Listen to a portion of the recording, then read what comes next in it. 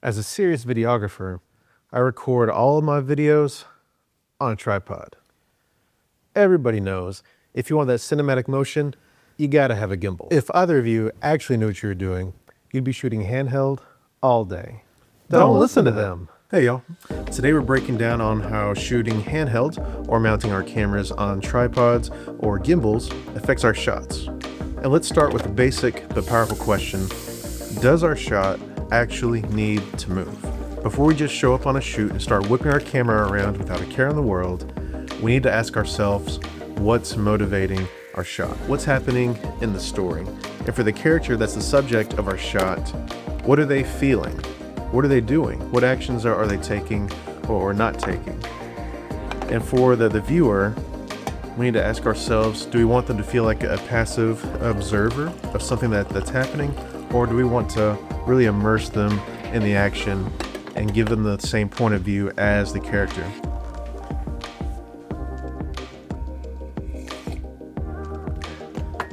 Those questions, and I'm sure a whole lot more, are going to help us figure out what we need to do with our camera. Because at the end of the day, characters drive stories. So the camera should move like they do. Are they feeling stuck? Are they gaining momentum? Are they charging through the world as an unstoppable force? Are they very neat and orderly? Are they just a chaotic mess? Are they being chased? Or are they chasing something? Each one of those situations might call for a different kind of movement or no movement at all. Let's talk about tripods. We should think about using tripods when we want stability, maybe literally and also emotionally. You can use them for establishing shots, flat lays, interviews, anytime we need a mask, like for example some cloning that we want to do of a character, we need that camera to stay steady to keep that illusion going. Or maybe we also want to use them when our subjects are moving and we want the camera to just to stay put so we can have a clear view of the action. But remember, if there's no movement from the subject, from the character, anything in the environment, and if the camera's not moving, then essentially we're just showing a still picture. Not to say that we should never do that, but we should think intentionally when we do use that. And if we're going more for the opposite feeling of stability, then we need to think about handheld. After all, when I was first watching videos on YouTube about filmmaking, I was stumbling across Daniel Schiffer's videos. It seemed like on all of his shoots, he was always doing everything handheld, and he would get those really dynamic shots where the camera would push in or pull out or whip around. The dude seemed like a master. I thought, of course, that's what I need to do too. I need to be like Daniel Schiffer. Going handheld is perfect when we want to inject some energy and some urgency into the shot. It's great for fast, dynamic motion, or it's also helpful if you want to help immerse the viewer into the shot and make them feel like they're in there with the characters.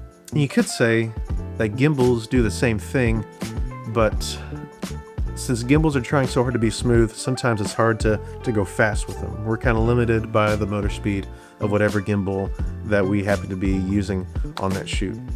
So going handheld gives you ultimate control of what the camera is doing at all times. But of course, there is the camera shake.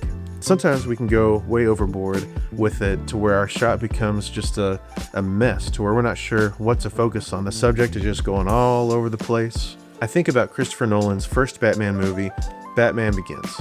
I love this film, but sometimes when it came to the action shots, just the way it was cut and the way that the camera shook, it just made it hard to follow the action. And you could say that he was doing that strategically to put us in the mindset of one of those common thugs that Batman was beating up on a particular night. But as a viewer, and sometimes it was just really hard to watch. So these are all good things to think about when we're choosing to shoot handheld. And gimbals will give us that buttery smooth motion that we all love when we just want to feel like we're floating through the scene. They're awesome for real estate videos when we're showing off a property, because after all, buildings are known for, not moving. They're known for being stable. So doing real estate videos, we can introduce motion that makes our videos, not just still pictures like I mentioned earlier. If you want to follow a character that's moving more than just a step away, if we're following with just handheld, it's going to be bouncy, we're going to feel every single shake. But gimbals really enhance those tracking shots. We want to stay locked in, laser focused on a certain character or object as it's moving through a big scene. It's good to think through all these things. What does the scene call for? What's the character doing? And how is camera movement or no camera movement going to affect the shot and ultimately how the viewer feels as they're watching our videos? Because we don't just want to use gear for the sake of using cool gear. We want to use it intentionally and make sure that the situation calls for it. So if you're short on time, go handheld. Or if you're filming yourself alone, use a tripod to be that second camera operator for you. Always ask yourself, what will help me tell the story and what's going to make my life easier? If you have advice about shooting with a tripod, on a gimbal, or handheld, please drop that in the comments. I'd love to hear from y'all's stories. If this video has been helpful to you, please hit that like button. If you want to see more videos like this, please subscribe. But thanks for checking in, and I'll see you next time.